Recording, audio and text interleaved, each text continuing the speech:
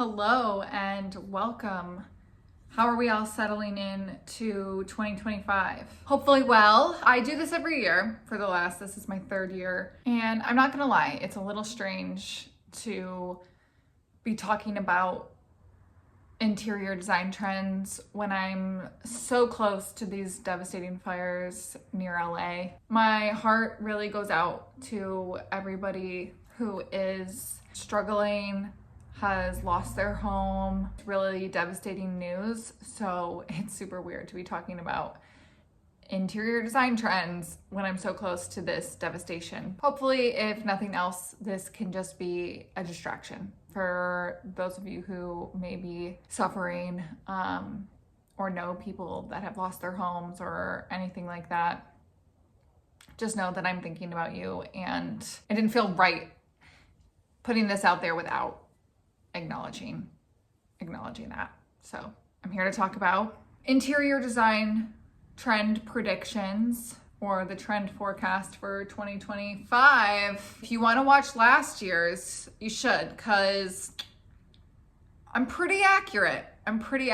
So definitely check that out if you want to see how, I guess, credible this year's word will be. I like talking about trends, definitely with interiors. I think they're fun to participate in as long as we don't overindulge. And my best advice with participating in trends is just to make sure it's something that you've liked longer than when you started seeing it recently. Like, if you've always been a fan of animal print, go for it. Without further ado, I will start with the first thing that I think is going to be trendy, which is animal print. There's always like one trend in fashion the year before that starts to creep its way into interiors the year following. So pops of red became really trendy in fashion in 2023, and then in 2024 we definitely saw it in interiors as well. I'm obviously a fan of that trend, and I probably always will be. However, I think because we saw that leopard denim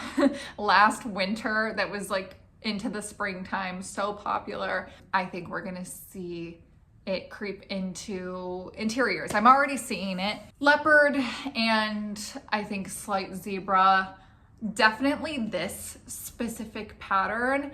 I'm really into it. I think it's fun.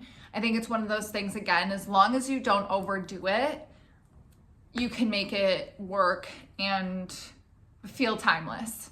I also kind of like this interesting mix of animal print and what I feel is the next trend, and I think it's hot blue. So similar to how I was talking about the pops of red from last year, I think we're gonna move on to a new color this year, and I think it's gonna be hot blue or cerulean or whatever you wanna call it, but this really vibrant blue color. I don't, how do you describe a blue? I'm pretty sure it's, if you Google hot blue, this is what comes up. I'm starting to see this infiltrate its way into simple things like picture frames or even just like a bed blanket, but I do really like this color, and I think we'll work our way through the primaries. We did have the chartreuse, which could maybe be our yellow, and then red, and now the blue. Next year we'll go into secondary colors as a trend. Maybe we'll go backwards. Maybe we'll go to tertiary, since, you know, green was so popular for a while, especially in kitchens.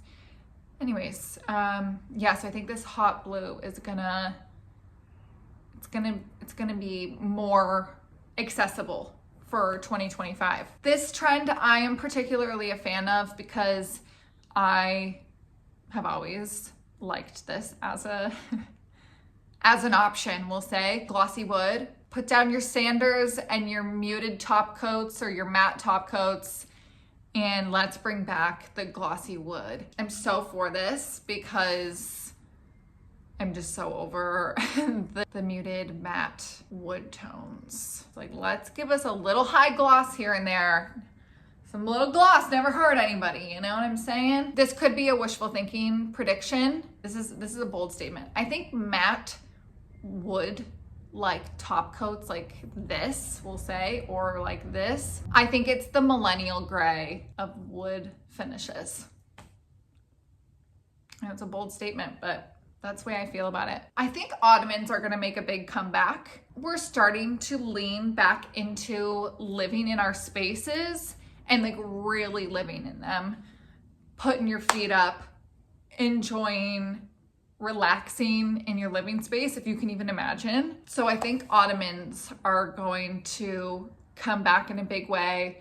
We're gonna be leaning a little bit away from just assuming that you have to have a coffee table. You can have both. I'm totally down for both, and I do this for work a lot. I'll do a coffee table, and then you have like small ottomans that you can utilize around the space, move them around. You can have your cake, you can eat it too. I think ottoman sales are gonna have an uptick this year. It's also just fun to a pattern or something. Ottomans aren't like a huge investment like your sofa or an accent chair. So I think it's fun to have something that you can have fabric that's like a little pop, maybe something like this, a bold animal print, just have a little bit more fun with it. It's a great way to introduce pattern.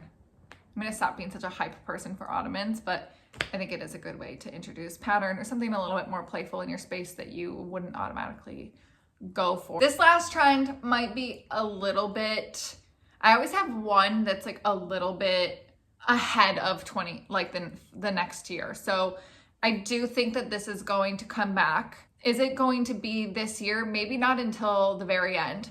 We keep going bigger and bigger with area rugs. I can see carpeting. I can see carpeting in our futures.